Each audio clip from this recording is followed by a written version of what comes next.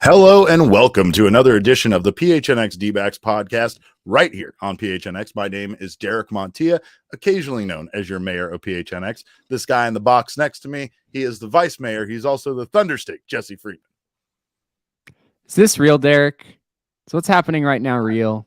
I don't know. Is this baseball team hashtag good, dare I say? You're using it right. You're using it right this time. And also remember, Jesse, that we are no longer the greatest duo when it comes to the Arizona Diamondbacks. We held that title there. We did have pretty that for a well while. for the last 8 months, right? But that's not something we can claim anymore. Of course, this show is brought to you by the fine folks at the DraftKings Sportsbook app. Download the DraftKings Sportsbook app. Use our code of PHNX. Get yourself a fun little bonus if you're a brand new customer.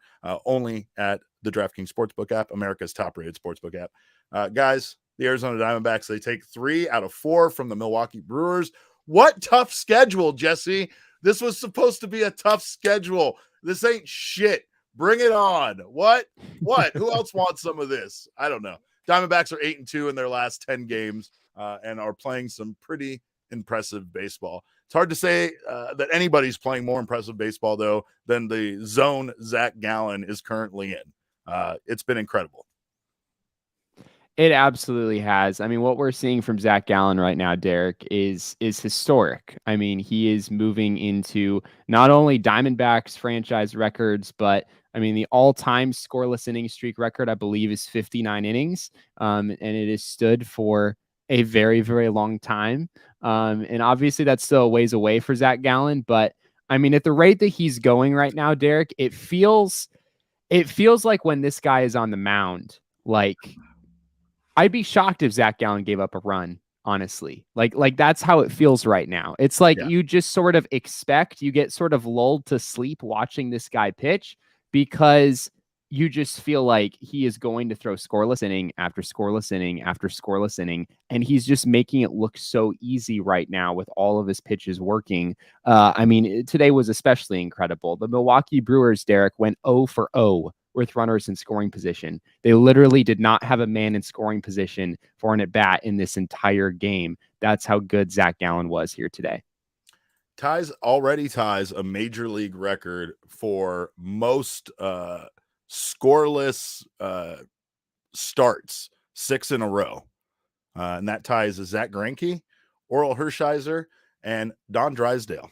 So that's some pretty decent company. Pretty decent company. Approaching Brandon Webb's streak of 42 innings pitched for a franchise record, and just continues to do it in a way that I don't know.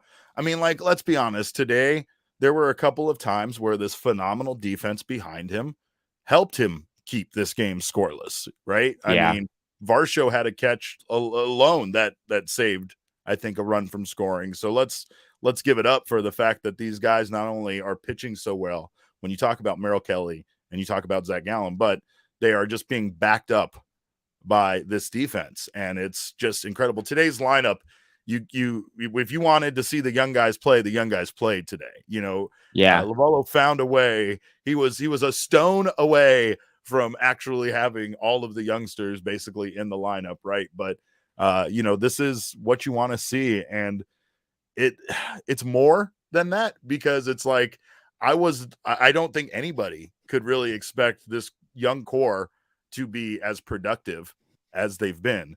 Corbin Carroll is now 5-1 in the games that he has participated in, with the only loss being the bullpen blowing game 3, which is a whole other thing that we could take a look at, the bullpen losses, and factor in the fact that they still are up there as far as a league leader in bullpen losses. You factor that into this record that the Diamondbacks currently have, and you could really see where the Diamondbacks could be at if they had a competent bullpen that could handle the game. I mean, shit, Jesse, today Mark Melancon had a 5-run lead and he still came in and gave up a home run. It just once again showed that if this game was close, Melancon is not an arm out of the pen that you can count on to keep the game scoreless, right? But Zac Gallen has been everything we could hope that he would be. Yeah, he really has. And I mean, yeah, it's not just Mark Melancon, right? I mean, yesterday Ian Kennedy also had a bit of a rough one. And yeah, the bullpen as a whole was just not particularly great in that game. So yeah, I don't want to put it all on one guy. But yeah, I mean, I know a lot of people are questioning right now, like, how good could this baseball team with a competent bullpen? And I think it's a fair question. It's a question that Torey Lovullo was asked during a press conference yesterday, and in typical Torey Lovullo fashion, he said that those are the kind of questions that could keep him up at night, and so he's not gonna spend time thinking about that sort of thing right now. That's more a question for the offseason, but it is a question for the offseason. It is a question that the Diamondbacks are gonna have to grapple with, and they're gonna have to try to figure out how to come around next year and make sure that the bullpen is not a hindrance. This team doesn't need the bullpen to be elite or anything, right? I mean, we don't necessarily want to set the bar that high, but even with just a average level of competency back there, the Diamondbacks would be in a much better spot. But that's not the story right now of this baseball team, right? Absolutely I mean, the not. Diamondbacks still win 3 out of 4 in this series. They continue to cruise against some very good baseball teams. The Milwaukee Brewers are only a few games out of the playoff race right now. So this was really painful for them, I'm sure, losing 3 out of 4 games that they probably viewed as being pretty winnable coming into Arizona. And the Diamondbacks are playing spoiler right now for some pretty good baseball teams. In fact, Jesse, I believe it has been, let me take a look. I don't know what the results of St. Louis's game today was, or if they even played. I don't think they did, but the Cardinals didn't play today on a Sunday. I would expect every team to play. I mean, I'm trying to pull it up while I'm in the middle of talking, so there's a good chance that they won 2-0. So I think since the All-Star break, it has been an 11.5 game swing for the Brewers and the St. Louis Cardinals. The Brewers have absolutely gone into a tailspin since that Josh Hader trade. And which is wild because Josh Hader has been horrible for the Padres. So it's not like they're missing Josh Hader right now. Absolutely, right? Like what a nightmare it's been for that team. But on the flip side, it just goes to show that the Arizona Diamondbacks really, I mean, I don't know, there's something about this infusion of young guys that are keeping this going, even when guys don't have a great day. Corbin Carroll was 0 for 3 today, but Corbin Carroll is the first Arizona Diamondback since 2009 and the 4th player in franchise history to record 6+ RBI in his first 5 games, right? This guy is not only up here and not only, it's not only fun to see him at a major league level, but he is contributing to this offense. He's contributing defensively. We've seen him do that. He almost had an amazing play gunning down one of the Brewers players at the plate, and he was just that close to being, an incredible play. Alek Thomas batting .342 with 3 doubles and 6 RBI in his last 12 games. So he's really gotten his offense back on track. But like you said, these are all the reasons why the Diamondbacks right now are 8-2. And looking at the numbers from today, you will see why they won this series 3-1, and honestly, we're in a position to sweep all 4 games from the Milwaukee Brewers. Let's look at the numbers. Let's look at the numbers from this game. The Diamondbacks starting rotation was insane, right? A 1.14 ERA compared to the Brewers 5.96. Diamondbacks jumped on some pretty darn good starting pitchers in this series. Brandon Woodruff is no slouch. Corbin Burns was the starter in the game yesterday. I know the Diamondbacks ultimately went on to lose that game, but they still jumped on Corbin Burns early. They made him throw 30 pitches in the first inning. You can see the bullpen ERAs, even though things have been rough at times in this series, the Diamondbacks still had a bullpen ERA of 3.38, which wasn't bad. The Brewers side 2.38. They were pretty solid in that regard, but 333 with runners in scoring position, Derek. I mean, that's that's going to win you some baseball games. And the Diamondbacks, it feels like every time we look at one of these by the numbers graphics at the end of a series lately, that number is like well into the 300s or like even close to 400. The Diamondbacks are getting some very, very timely hits as of late. And like you said, Corbin Carroll has contributed to that. I know there's obviously still some development there as we expected. We did not necessarily expect Corbin Carroll to come up and hit 350 out of the gate or anything, but he's come through in some really, really big spots for this baseball team. And he did it again today on the base paths. The man goes first to third on a ball that was basically on the infield, and he goes first to third and scores on a sacrifice fly. That's what speed can get you. And Corbin Carroll, that tool is ready to go. That is major league ready from the get-go. Corbin Carroll is already one of the fastest players in the game. They discussed it on the broadcast today, but we've also discussed it on the show. This speed on the base path, Jake McCarthy, Corbin Carroll, Alec Thomas, what these guys are doing is disrupting the defense, and they have to make plays in a way that makes them uncomfortable, right? They're not able to settle in and make a solid throw like they normally would, because in their head, they have a guy that's running like just a quarter of a step faster than almost everybody else they've seen run up the first baseline.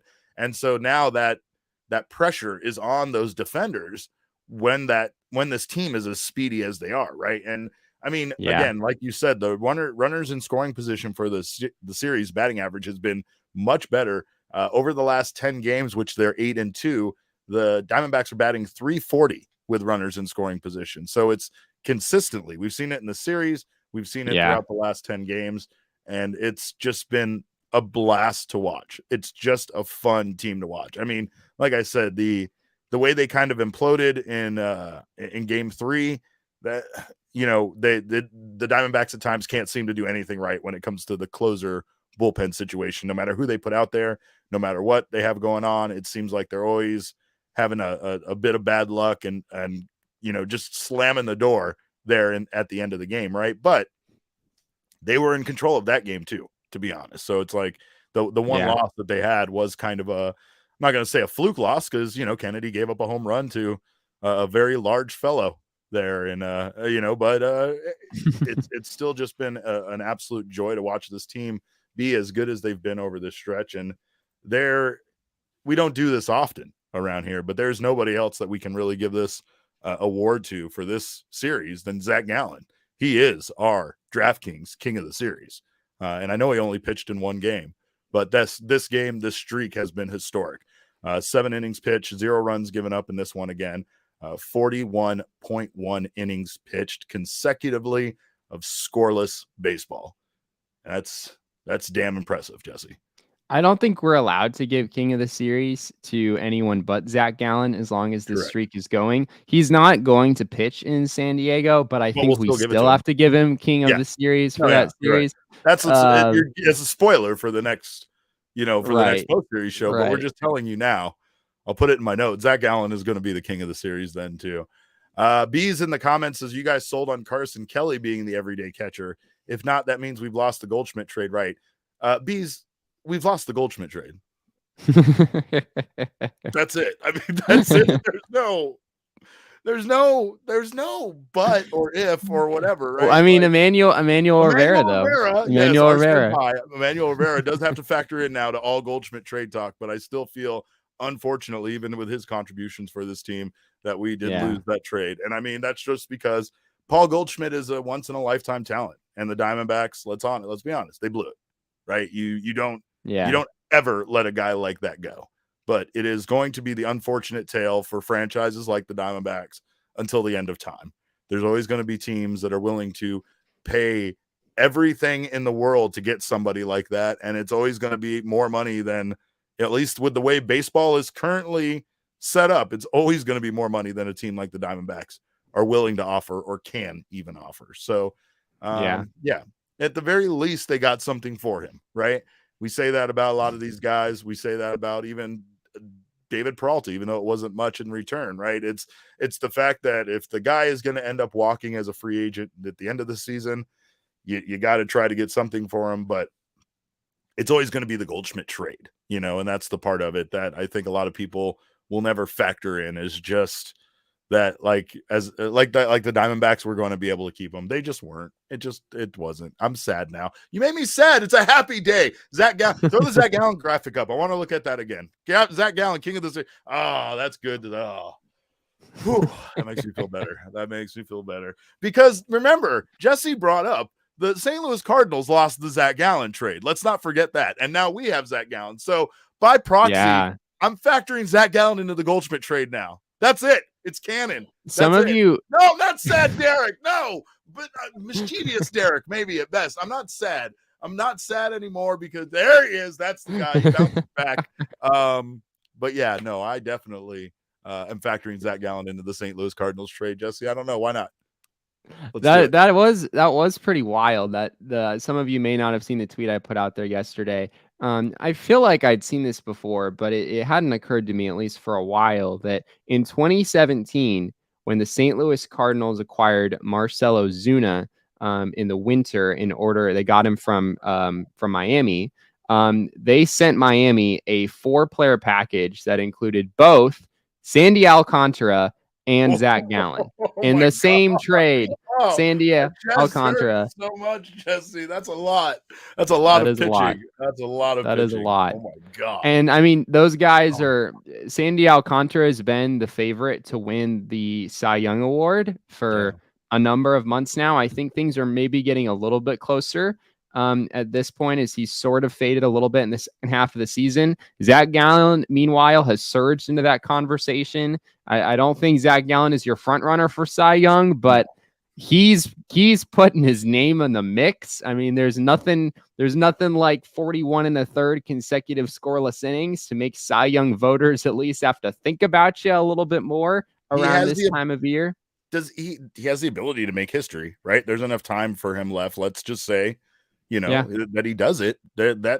That's hard to bypass someone making history with a consecutive scoreless streak. Not to mention that's already the guy that holds the MLB record for most consecutive starts, giving up 3 runs or less to begin his MLB career. So there's something about Zac Gallen, being consistent and just keeping runs off the board, man. This guy is good at doing that, and it's been fun to watch. It's been a lot of fun to watch.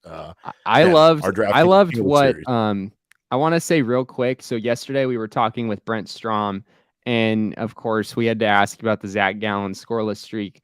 And Brent Strom was just like, my job right now is to get out of his way.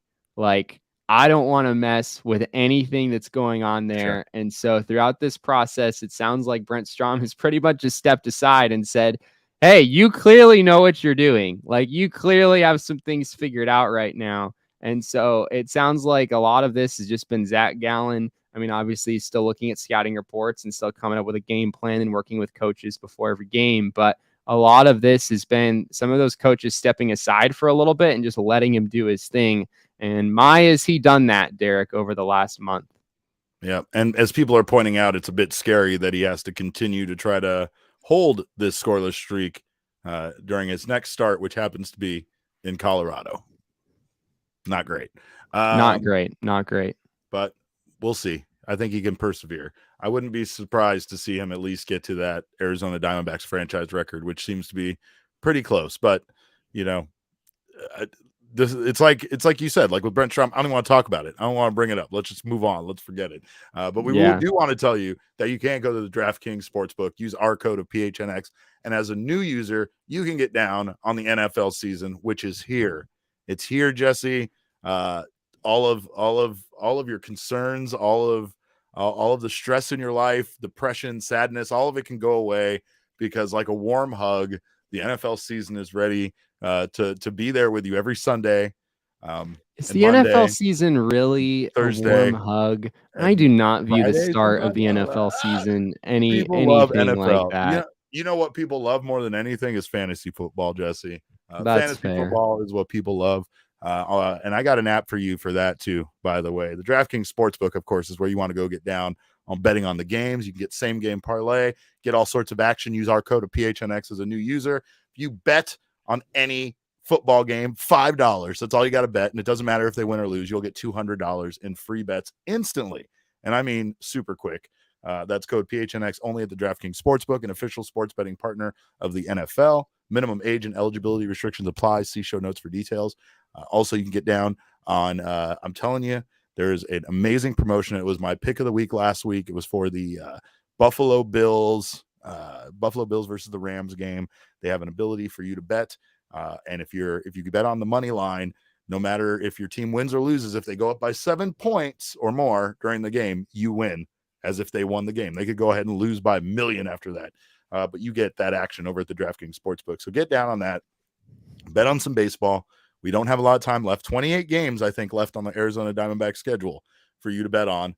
And, that's plenty of time to bet on Corbin Carroll home runs. So far, it's dicey, but we're over at PHNX. We are firm believers in betting on Corbin Carroll home runs and especially Shane Diefenbach. But, of course, not just that, not just the NFL week one we got going on, which is right around the corner, but we have our new friends to speak about over at Underdog Fantasy. It's the easiest and most fun way to spice up your football season. It's Underdog Fantasy in their pick'em game. Just look for your favorite players' stats. Pick whether you think they'll end with a higher or lower total that number in this week's game, and you can win up to 20 times your money in a single night. Pick between 2 and 5 players for your pick'em entry. Get all your picks right, and you can take home some cold hard cash with an opportunity to win up to 20 times of your money, Jesse, in a single game.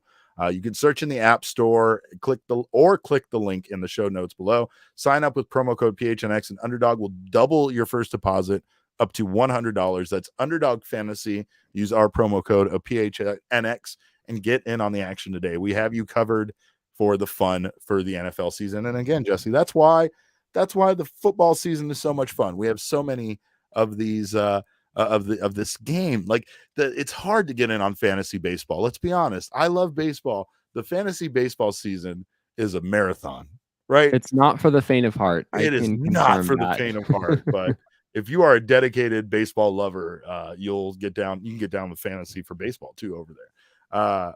More importantly, Jesse, not only do we have the now of this pitching staff ready to go, but it seems like the future of this pitching staff might have just packed his bag and jumped on a bus from Reno to Phoenix, because Ryne Nelson will be called up and will start Monday in San Diego against the Padres.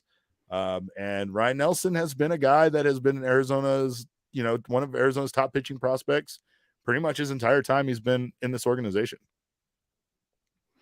He's not on a bus, Derek. The man's a big leaguer now. He's flying first he's on class. A plane? I'm sure he's on a plane. He better be on a plane. Southwest flight at best, Jesse. He's on a Southwest They flight. got him the want to get away rate. You know what I mean? They didn't get him. Yeah, but they did pay for the early bird boarding. So he's like he's one of the so you got an A boarding 15. Yeah, yeah. Man. That's a whole other level of chaos when you have to try to log into your Southwest account and get that boarding pass right at the 24-hour mark before your flight. You better be on it because everybody else is. Let me just tell you that right now. So it is true. I can confirm that. Early bird.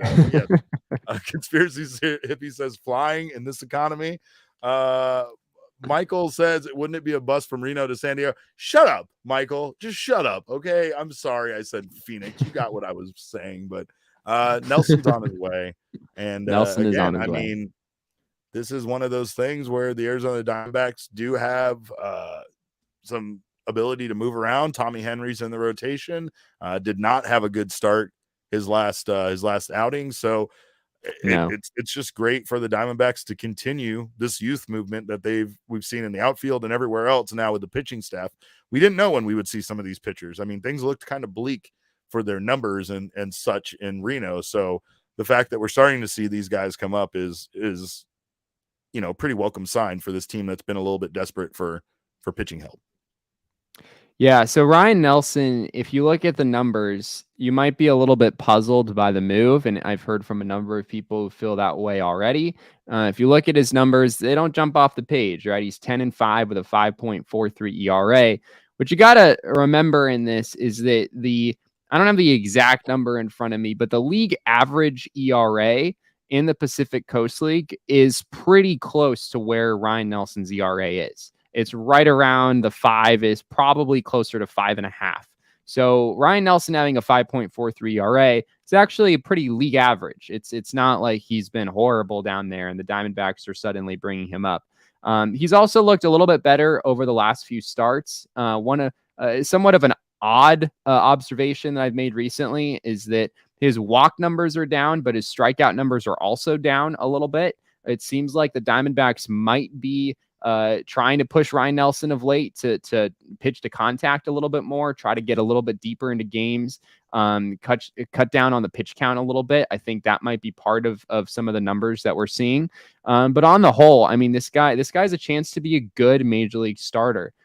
He was the minor league organization player for the Diamondbacks last year. I think it was on the pitching side in particular. But he's been very good on the whole in his minor league pitching career. And even though the numbers don't jump off the page this season, he's been a lot better than those numbers probably indicate. It's a 93 to 94 mile an hour fastball. He's got some good breaking stuff to go with it. The walk numbers, like I said, have kind of taken a step back lately. So yeah, it should be a lot of fun, Derek. I mean, the youth movement in Arizona continues with Ryne Nelson getting the call up for Monday's game. Emma, can you put that comment back up from Conspiracy Hippie? Because I actually had a similar question for you, and that would be, where do we see Ryne in this starting five? Do we see him as just a spot start? I know they've discussed that they kind of want to rest some guys in preparation for the series with the Dodgers. So do we ultimately see him end up in the bullpen? Do you think that, I mean, right now there is an opportunity for him to win a spot in the rotation, right? Yeah, it's a little bit hard to say. With what Torey Lovullo said yesterday, it does not sound like, at least as of right now, that he's replacing anyone in the rotation. He's basically just an additional starter that's going to give everyone an extra day of rest.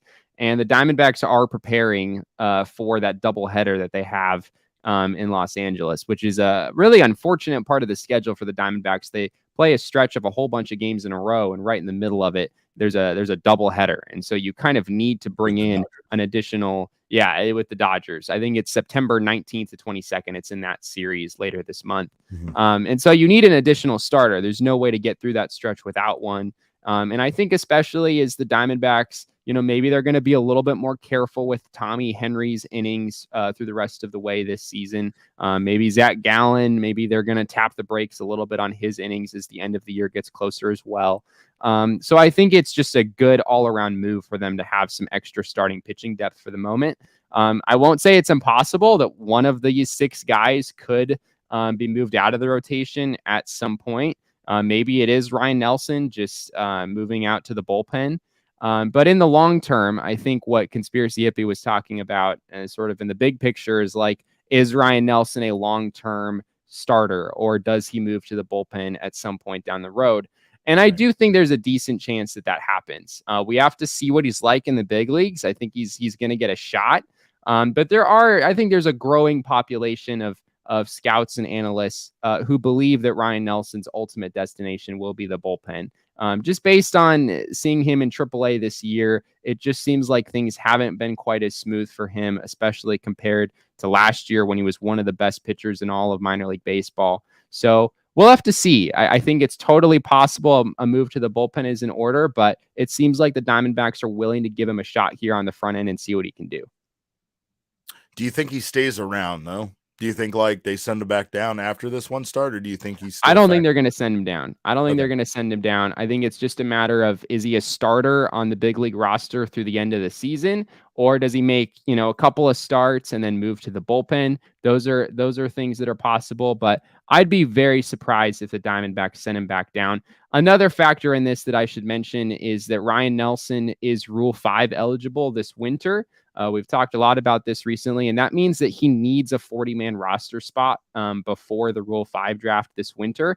And that sort of gives him an inside track to getting on the big league roster. The Diamondbacks needed to get him on the 40-man roster anyway, so you might as well, give him a shot in the big leagues here toward the end of the year, and then maybe next season he can hit the ground running with the big league roster and try to contribute for the Diamondbacks in 2023. The Diamondbacks have a lot of tough roster decisions to make, Jesse. They sent Jordan Luplow down, and he had 3 home runs in yesterday's game. 3 in the home first runs 4 innings, actually. And first it 4 innings. literally took him 4 innings. He had a 3-homer game. He has 5 hits with the Aces, 4 are home runs. So, and this is a guy that I know has frustrated a lot of Arizona Diamondbacks fans. I know there's a lot of people that wanted to see him get sent down, but let's be honest, he's still a member of this team and he's not going anywhere for the time being. So his success only makes it that much more difficult to, to have some of these guys up and keep him in Reno if he continues to hit like this, because it's incredible. Yeah. It's frustrating because the young guys are playing so well. Some of the older guys are the ones that are really kind of causing them problems, and it's nothing personal, but it does seem to be the guys that not only make the most money, but also are the guys that are veterans that you would think honestly would have more to offer, than they currently do. Mark Melancon continues to be maddening, gives up a home run in today's game, even though he had the 5-run lead. Ian Kennedy. I mean, you'd rather him give up a home run with a 5-run lead than with a 1-run lead, right? That's not necessarily a bad thing. No, don't do that. Don't it's do good that. timing is what You're it is. letting him off the hook when you do that. And I don't want to let him off the hook. I want to address I am the Larry's comment real quick. He said, I can't find the source right now, but I think I read Nelson uses fastball like 70% of the time. That's super high. I put out a tweet like that. That might be what you're thinking of. And it is another thing we should mention, make sure everyone gets in on is, Ryne Nelson has been using his fastball a lot recently in some of his minor league starts. I think I've seen it creeping up towards 70% in some starts. It depends on which start you look at. But in the 65 to 70% range, he's been using his 4-seamer quite a bit. And it has historically gotten very high grades from scouts. It sits around 93 to 94. That's around the average for the Ryne Nelson fastball.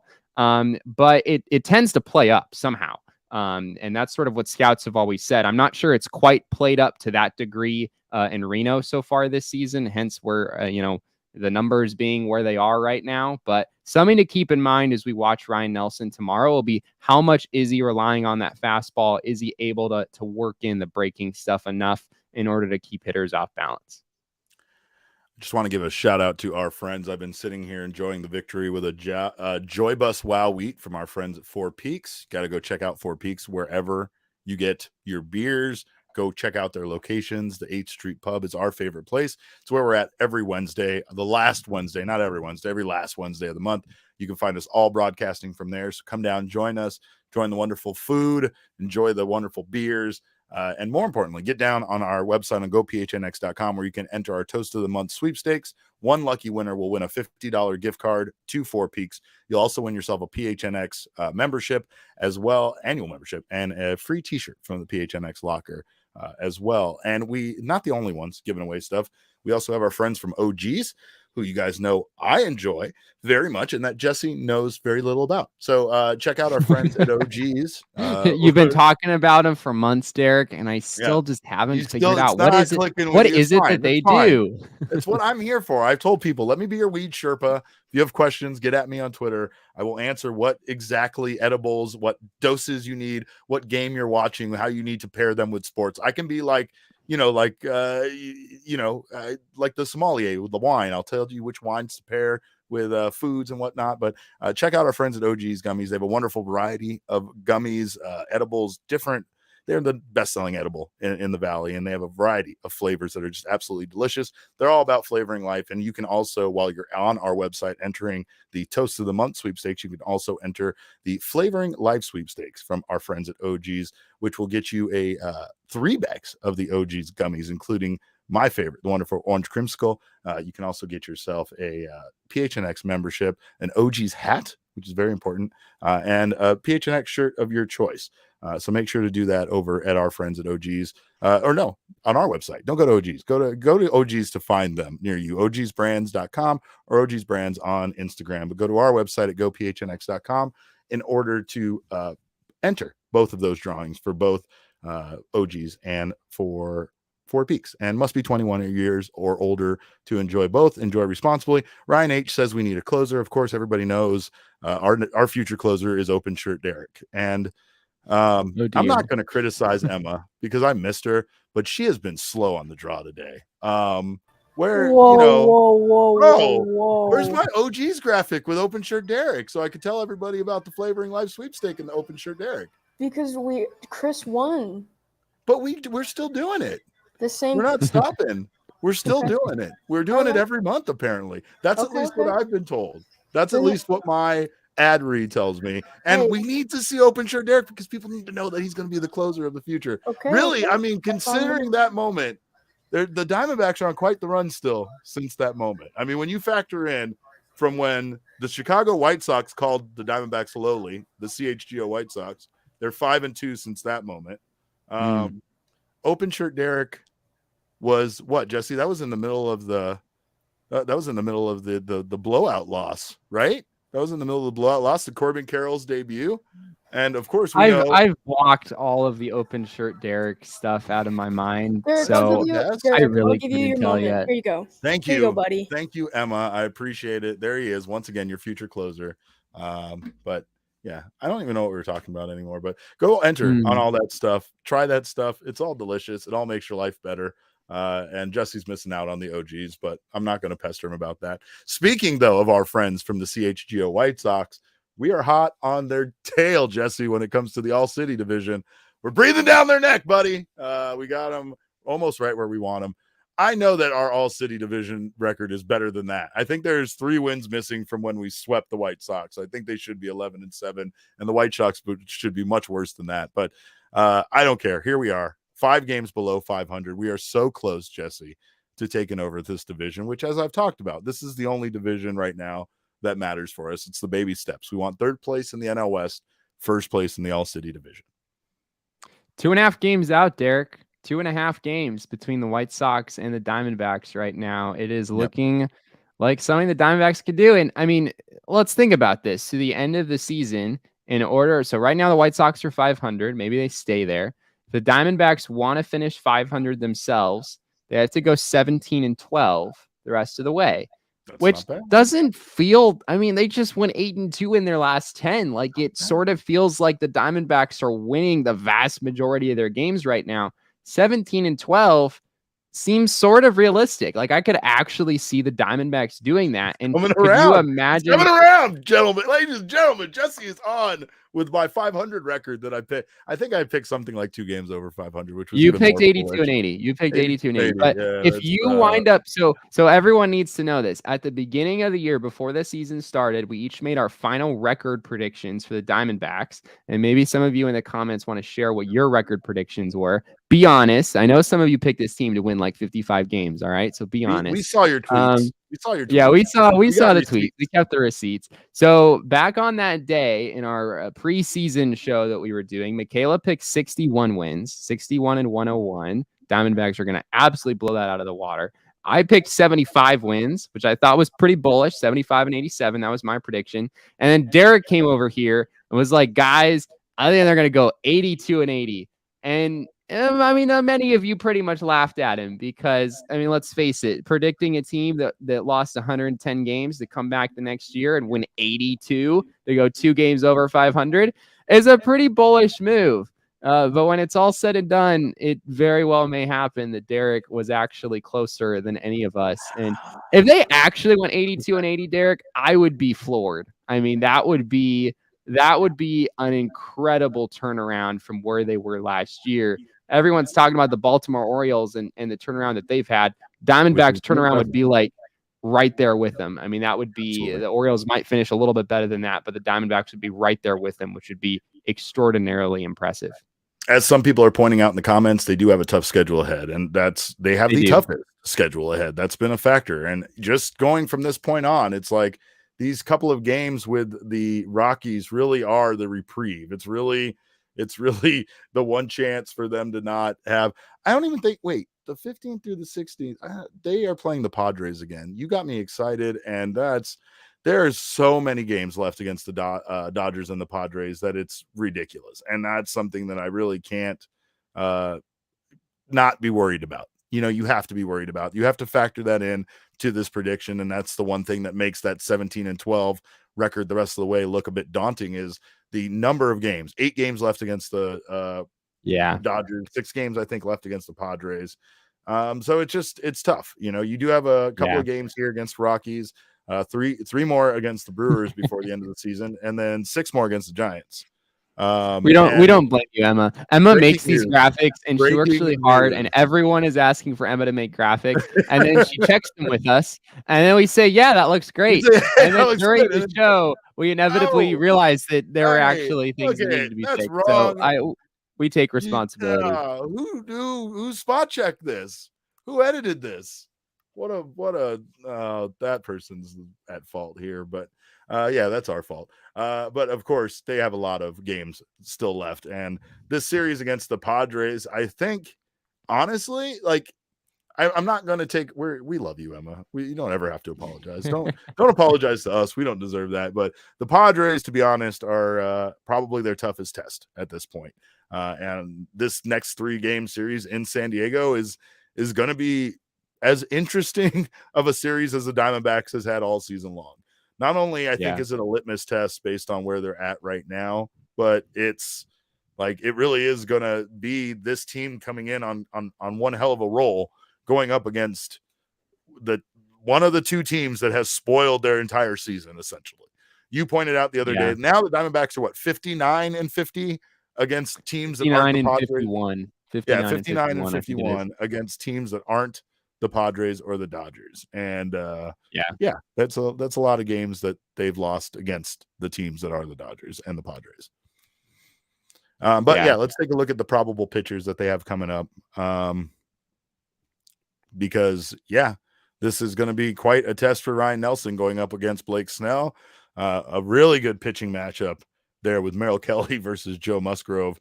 And then a whole lot of trouble comes into the Diamondbacks' lives with Yu Darvish, who continues to just mow down batters. And as we know, his favorite team to feast on is the Arizona Diamondbacks. As Conspiracy Hippie says in the comments, thankfully Clevenger pitched today, so we don't have to see that tomorrow. No, yeah. We don't have to see Clevenger take 40 seconds between pitches and then have Bob Brenly go crazy and then have Mike Clevenger fire back at him in the clubhouse later in the day. We don't have to deal with that this time, which is not a bad thing. These are some tough games, right? I mean, the D-backs are going to see a lot of the Padres and the Dodgers from this point forward. Thought it was interesting the other day. I talked with Josh Rojas along with some of the other reporters, and Rojas has basically said that the Diamondbacks, now that they're starting to gain some confidence and starting to win some of these games, like they're pretty amped for the Dodgers series. Like they're pretty amped to play some of these better teams. They know that in the past, Rojas described it as being like survival games for them when they play a team like the Los Angeles Dodgers, which is totally fair. Those are survival games for a lot of teams around baseball right now. But the Diamondbacks don't feel that way anymore. Like they feel like they can go into some of these games against really good teams with a much more confident, positive mindset, knowing the way that they've played these last couple weeks and what they've been able to do against some pretty formidable opponents. Yeah. And there's talk in the chat about extending the young guys and not going after free agents. And I think that's exactly what we're going to see this team do. I mean, don't get me wrong. The closer they get, hopefully the more money they want to spend, right? And the more they want to supplement not only this young team, but extend this young team. Spend the money on the guys that are already here, and then do things to make the team better as you see fit when the time is right. But the time is not right, right? That's the reason why Madison Bumgarner's contract doesn't jive with what they got going on right now. And it makes it even worse that Madison Bumgarner is their 4th, maybe 5th best starting pitcher at times, and also takes up a huge percentage of their payroll. We got a comment that says, "Hello from Algeria. I love D-backs." Well, we love you. Thank you for joining us from Algeria. That's incredible. Might be our furthest commenter. I know we've had some love. At one point, we were the 9th most downloaded baseball podcast in Brazil. So shout out to the country of Brazil. We love you, Brazil. And of course, if you're here and you want to read some of Jesse's amazing writing, which he actually has an incredible piece on today's baby boy of the moment, Zac Gallen, and his friendship with Merrill Kelly, how these two guys feel like they have been teammates, as they said, for 20 years. So make sure to check out that piece over at gophnx.com. If you haven't had a chance to sign up for a membership, sign up for an annual membership. It'll get you a free t-shirt from our PHNXlocker.com. If you get a month-to-month membership, we'll hook you up with your first month for just 50 cents. Regardless of which membership you choose, you will get members-only access to our Discord, which we love to see you guys all in. I love to be a part of that, as well as our members-only discounts over at the PHNXlocker.com. We're also hooking you up with our friends from Gametime so that you can get down on the cheapest tickets. Trust me, I wish I would have done this for the weekend. I've talked about this already because I paid entirely too much money at the box office, but you can save up to 60% off of whatever events you want to attend over at our friends at Gametime. They are the hottest new ticketing site that makes it easier than ever to score the best deals on tickets to sports, concerts, and shows. Save up to 60% on tickets if you're a procrastinator like me, because you could get your tickets at the last minute. If you love PHNX, you'll love Gametime. The best way to support us is by buying your tickets through the link in the description below. And that's all we got, guys. We're excited. We're gonna go rewatch Zac Gallen pitch. Probably is what I'm gonna do. I always catch the replay at like 3:00 in the morning because I'm a psychopath like that, but that's what I do with my time. And I'm waiting very patiently for Friday to come, Jesse, because we're going to do something special this week. We don't do this a lot, but we're going to be coming to you this Friday live, September 9th, from our new studio. Is what we got going on, Jesse Friedman. The brand new PHNX studio that has been fully decked out by our friends at More Furniture is so close to being ready, and we can't wait to broadcast our first show from there. So much so that we're not going to wait till next week. No. We're going to come to you live on a Friday, which we don't even do. We're not even supposed to be here today on a Friday, but we're going to be here on Friday to bring you our episode from the office, from the brand new PHNX studio. We got to give it a name. It's got to be like PHNX HQ or something like that. I'm sure somebody has something already. Yeah. Saul's got something in the mix. But shout out to our friends at More Furniture for hooking us up. They gave us a bunch of recliners that I'm going to spend all my time in. We have gigantic TVs. We have an amazing office, and it's all been fully furnished by our friends at More Furniture. Make sure to check out their Labor Day sale. It's going on right now through this weekend over at morefurniture.com. If you need furniture, hop on it right now. It's the best time to get your stuff. You can look as nice and beautiful as our new studio. So again, we thank you guys so much for joining us. We appreciate you guys for being here on the comments. Until Friday, we are going to be still remote, but we will be here tomorrow with our Mailbag Monday episode. So make sure to drop us your Mailbag Monday questions on Twitter or in the Discord. In the meantime, you can follow us on Twitter. I'm at Cap_Caveman with a K. Jesse is at Jesse N. Friedman. Our show is at PHNX_DBacks. But of course, all roads lead to at PHNX_sports on Twitter, Instagram, and Facebook. We thank you again for your time. On behalf of Jesse and Zac Gallen and myself, we always deliver, and we appreciate your time. And remember, kids, baseball is fun, but it's so much more fun when you pitch 41.1 innings consecutively without giving up a run.